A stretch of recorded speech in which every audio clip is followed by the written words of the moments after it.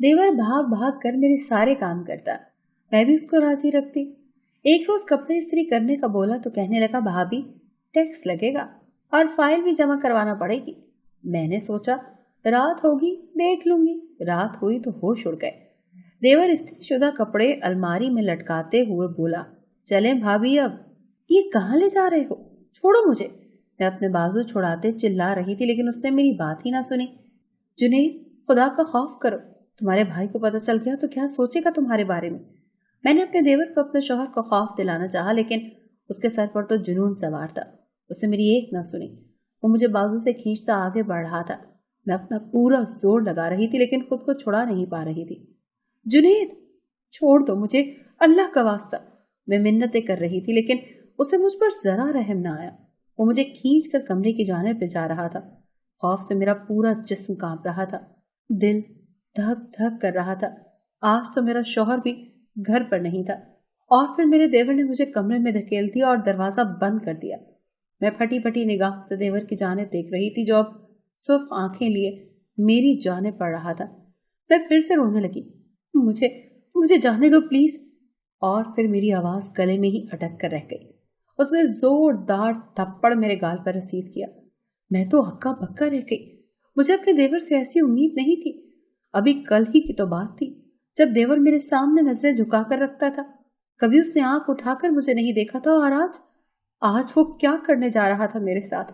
ये सोचकर ही मेरी रूह तरस गई और मैं अपनी साबका जिंदगी के बारे में सोचने लगी कि ऐसी कौन सी गलती हो गई थी मुझसे जो देवर मुझे यहाँ तक ले आया। मेरी शादी ऐसे इंसान से हुई थी जिसका आगे पीछे कोई नहीं था सिवाय एक छोटे से भाई के। न बाप, न माँ, न कोई बहन, न रिश्तेदार। जब मेरा रिश्ता आया तो मैं बहुत खुश थी। लड़का अच्छी जॉब करता था। मुझे सास नंदों की टेंशन नहीं थी, चुनाचा मैंने हाँ कर दी। मैं अपनी शादी पर बहुत खुश थी। सब कुछ मेरे मुताबिक हुआ था। मेरा शौहर अच्छा इंसान था। वो ज्यादातर मसरूफ रहता था। मेरा एक 14-15 साल का देवर था जो स्कूल में पढ़ता था। मेरे शौहर ने बताया कि इसकी गैर मौजूदगी में सारा काम देवर करता है। वो सुबह उठकर अपने लिए और अपने बड़े भाई के लिए नाश्ता बना दिया करता था। इतवार वाले दिन मशीन लगाकर कपड़े धो देता। 2 दिन बाद मेरे पूरे घर की सफाई कर देता। शाम का खाना बाहर से ले आता। वो पढ़ने में भी अच्छा था, इसीलिए रात को अपने लिए चाय बनाता तो अपने भाई के लिए भी बना लेता। मैं ये सब सुनकर हैरान रह गई। वो सीधा साधा मासूम सा लड़का काफी मेहनती था। फिर मेरे शौहर ने मेरा हाथ थामते हुए कहा कि मेरा भाई बहुत छोटा था जब माँ बाप एक हादसे में हमें छोड़कर चले गए। अपना और अपने भाई का पेट पालने के लिए मैं काम करने लगा। मेरे भाई को कभी माँ बाप का प्यार नहीं मिला। वो अल्लाह के करम से पल गया और अब मुझे संभाल रहा है। मैं बस पैसे कमाता हूँ, लेकिन घर कैसे बनाते हैं ये मेरे 14-15 साल भाई को अच्छे से पता है। अब तुम आ गई हो ना, तो इसका ख्याल रखना। इसे अपने छोटे भाई या बेटे जैसी मोहब्बत देना। मैंने ये सब बातें खामोशी से सुन ली और अपने शौहर से कहा कि फिक्र मत करें और मैं सब संभाल लूंगी। लेकिन सच बात तो ये थी कि मुझे थोड़ा गुस्सा आया कि मेरा शौहर अपने भाई की तारीफें ही किया जा रहा है। खैर, अगले दिन मेरी आंख देर से खुली। देखा तो शौहर जा चुका था। मैं बाहर आई तो देवर को किचन में चाय बनाते देखा। आजकल उसके इम्तिहानात हो रहे थे और वो खूब दिल लगाकर पढ़ रहा था। उसे देखकर मेरे जहन में ख्याल आया और मैंने फौरन अमल करना जरूरी समझा। जुनैद, मैंने उसे प्यार से पुकारा। जी भाभी। उसने फौरन अदब से जवाब दिया। उसकी नजरें झुकी हुई थी। उसके चेहरे पर मुझे खौफ दिखाई दे रहा था। मैंने सुना है तुम नाश्ता बहुत अच्छा बनाते हो। मैं भी तुम्हारे हाथ का नाश्ता करना चाहती हूँ। मुझे कराओगे नाश्ता? मेरी बात सुनकर उसने हैरत से सर उठाकर मुझे देखा। उसकी आंखों में हैरानी थी। आप बैठे, मैं अभी बना देता हूँ। वो खुश हो गया और फिर खुशी खुशी नाश्ता बनाने लगा। मेरा प्लान कामयाब हो चुका था। मैं एक अंगड़ाई लेते अपने कमरे में वापस आ गई और अपने बेड पर लेटकर मोबाइल चलाने लगी। 10-15 मिनट के बाद ही जुनैद गर्मा गर्म नाश्ते के साथ हाजिर हो गया। मेरी भूख तो एकदम से बढ़ गई। खुशबू तो बहुत अच्छी आ रही थी। मैंने तारीफ करते हुए कहा, भाभी आप पहले खाकर देखें फिर बताइएगा कि ये पराठा कैसा बना है, और ऑमलेट भी। उसके चेहरे पर मासूम बच्चों जैसी मुस्कान थी। मैं दिल ही दिल में हंस दी। वो चला गया और मैंने खूब अच्छे से नाश्ता किया। इसके बाद मैं फिर सो गई। जब उठी तो लंच टाइम था। गर्मियों का मौसम था और अब मेरा कुछ भी बनाने को दिल नहीं कर रहा था। मैं कुछ सोचते हुए कमरे से निकली और जुनैद के कमरे की तरफ बढ़ी। वो पढ़ रहा था। मैंने उसे कहा कि नाश्ता तो बहुत अच्छा बना था, अब ऐसा करना लंच भी तुम बनाना। बिरयानी बना लेना, तुम्हारे भाई भी शौक से खाते हैं। और मैं भी तुम्हारे हाथ की बिरयानी चख लूंगी। इसके बाद तो सारा काम मैंने ही करना है। ये बात सुनकर उसके चेहरे पर परेशानी उभरी। भाभी, वो दरअसल मेरा कल पेपर है। खैर चले, मैं कोशिश करता हूँ। मैं जानती थी वो मेरी बात टाल नहीं सकता, और वैसे भी उसने पढ़ लिख कर कौन सा अफसर लग जाना है।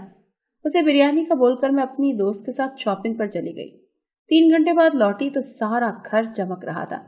मैं समझ गई कि सफाई मेरे देवर की कमजोरी थी। वो घर को गंदा नहीं देख सकता था। और फिर मेरी यही रूटीन चल निकली। अक्सर शौहर बिना नाश्ता किए चला जाता, अक्सर मैं उसे बना देती और अक्सर मेरा देवर। उसे मैट्रिक के पेपर हो गए थे और अब वो फ्री होता था तो सारा घर का काम भी वही करता था, क्योंकि मैं तो नाश्ते के फौरन बाद सो जाती और उठकर अपने कमरे की सफाई कर लेती। शाम का खाना भी देवर बनाता और शौहर के आने पर मैं रोटी बना लेती और चाय भी, जिससे शौहर को लगता कि सारा काम मैं करती हूँ। हफ्ते बाद कपड़े मेरा देवर धो देता, वो खामोशी से सारे काम कर लेता। मेरा देवर अब कॉलेज जाने लगा। उसका कद काठ मजीद लंबा हो गया, लेकिन अभी मैं उससे काम करवाती थी।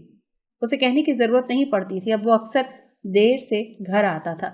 एक दिन वो मेरे पास आकर कहने लगा कि कल मैंने फीस जमा करवानी है, आप रात को भाई से बात कर लेना, मैं जरा देर से घर आऊंगा। उसकी बात सुनकर मेरी भवें सिकुड़ गईं कि अब उसे पैसे देने थे। कॉलेज की फीस कम से कम 1 लाख तो होगी ना। और मैं ऐसा बिल्कुल भी नहीं चाहती थी कि मेरा शौहर फजूल में इतने पैसे अपने भाई को दे दे। चुनाचा मैंने शाम को शौहर को बताया ही नहीं, और सुबह हुई तो देवर ने फीस का पूछा। मैंने झूठ बोला और कहा कि तुम्हारे भाई कह रहे थे कि हाथ अभी तंग चल रहा है, इसीलिए पैसों का इंतजाम नहीं हो सका। ये सुनकर देवर परेशान हो गया, उसका मुंह लटक गया और वो खामोशी से चला गया। मैंने सुकून का सांस लिया और उसके बाद देवर ने दोबारा शौहर से कोई बात न की।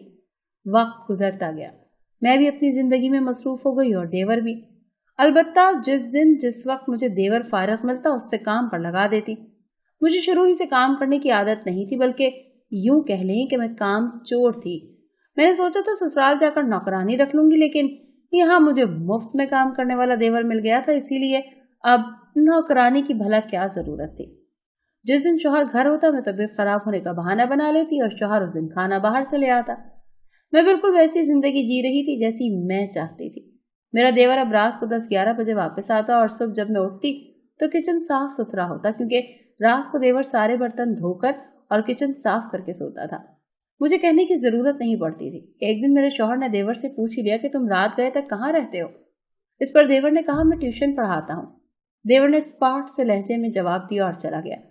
पहले तो मैं डर गई कि कहीं देवर फीस का जिक्र ही न कर दे, क्योंकि देवर के नाम पर मैं अक्सर अपने शौहर से पैसे लेती थी।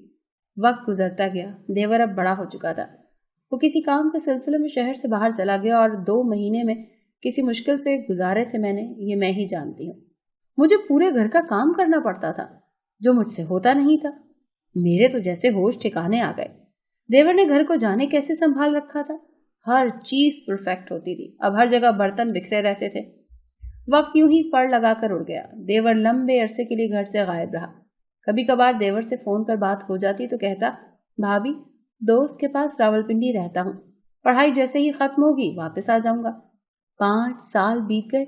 शौहर कभी कभार उससे जाकर मिल आता था और फिर एक दिन देवर वापस आ गया। मैं पहली बार उसके घर आने पर खुश हुई। मैंने उसकी खूब आवभगत की, अच्छा खाना खिलाया और उसका हर तरह से ख्याल रखा। देवर भी बहुत खुश नजर आ रहा था। वो पहले से काफी निखर गया था। शाम हुई तो मैंने देखा देवर अपने कपड़े इस्त्री कर रहा था। मैंने उसे कहा कि मेरी तबीयत ठीक नहीं है, आज तुम अपने भाई के भी कपड़े इस्त्री कर दो। देवर ने यह बात सुनी और कहा कि भाभी इस काम का टैक्स लगेगा और फाइल भी जमा करानी होगी। उसकी बात सुनकर मैं हंसी। मुझे लगा मजाक कर रहा है। चुनाचा मैंने कहा कि ठीक है, मैं टैक्स अदा कर दूंगी। देवर ने सारे कपड़े इस्त्री कर दिए और फिर जैसे ही शाम हुई तो मुझे अंदाजा नहीं था कि मेरी जिंदगी की सबसे खौफनाक रात बनने वाली है। शाम होते ही देवर मेरे कमरे में आया और कहा कि चले भाभी फाइल जमा करवाएं। वो काफी संजीदा था, लेकिन मुझे हैरत हुई कि किस फाइल की बात कर रहा है वो। तो कौन सी फाइल? मैंने हैरान होते हुए पूछा। ये तो आपको ऑफिस पहुंचकर ही पता चलेगा, देवर ने संजीदगी से जवाब दिया। अगर ये मजाक है तो मेरे पास बिल्कुल भी टाइम नहीं है, मुझे जरूरी काम है, मैंने लापरवाह अंदाज में कहा और अपना बैग उठाती कमरे से बाहर निकल आई। लेकिन देवर ने आगे बढ़कर झटके से मेरे बाजू थाम लिए। मुझे तो जैसे करंट लगा था। जिस देवर ने कभी मुझे नजर उठाकर नहीं देखा था, اس نے آج مجھے چھوا تھا اور وہ بھی اس طرح؟ یہ بہت بڑی بات تھی. یہ کیا بدتمیزی ہے؟ چھوڑو میرا ہاتھ، میں نے غراتے ہوئے کہا. چھوڑ دوں گا، پر پہلے سارے حساب برابر کرنے ہیں. دیور کا انداز کچھ ایسا تھا کہ میری ریڑھ کی ہڈی میں سنسناہٹ ہو گئی. میں نے خود کو چھڑانے کی بہت کوشش کی، لیکن دیور مجھے کھینچ کر کمرے کی جانب لے جانے لگا. میں ڈر گئی تھی اور اب اسے یہ کہہ رہی تھی کہ تمہارا بھائی تم سے ناراض ہو جائے گا اگر اس نے تمہیں مجھ سے بدتمیزی کرتے دیکھ لیا تو. پر اس نے میری ایک بات نہ سنی. وہ مجھے اپنے کمرے میں لے گیا اور ایک زوردار تھپڑ مجھے مارا. یہ تھپڑ اس لیے کہ آپ نے بھائی کو ہمیشہ دھوکہ دیا.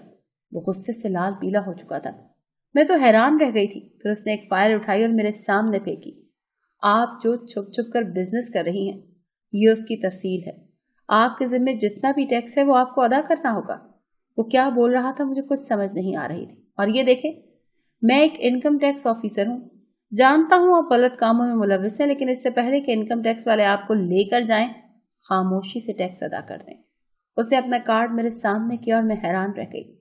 وہ واقعی آفیسر بن چکا تھا. اتنا لمبا عرصہ وہ گھر سے اسی لیے غائب تھا کہ وہ ٹریننگ پر گیا ہوا تھا. اور اس فائل میں وہ سارا حساب کتاب ہے جو آپ نے میرے نام پر بھائی سے پیسے لیے ہیں.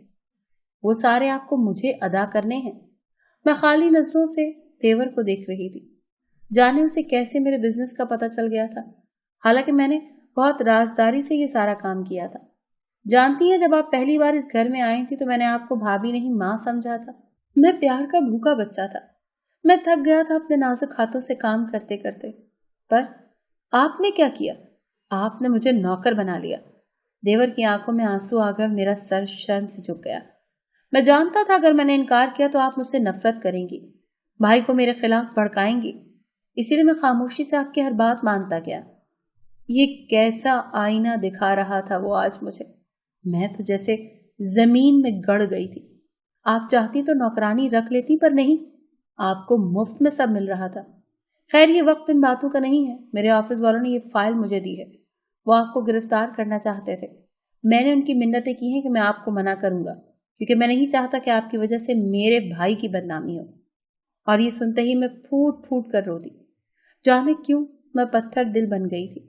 میرے اندر لالچ آ گیا تھا. میں نے اپنی دوست کے کہنے پر شوہر سے چھپ کر بزنس شروع کر لیا. لیکن میں جانتی تھی یہ غلط کام تھا، پر لالچ نے مجھے اندھا کر دیا. اب وقت یہی تھا کہ میں توبہ کر لیتی، اپنے دیور سے بھی معافی مانگ لیتی اور سارے پیسے اسے دے دیتی.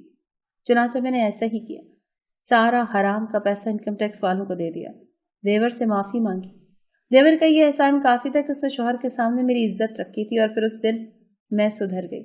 پیسہ تو آنی جانی چیز تھی، اصل چیز تو رشتے تھے جو میں اب کھونا نہیں چاہتی تھی، نہ شوہر کو، نہ اپنے بھائیوں جیسے دیور کو.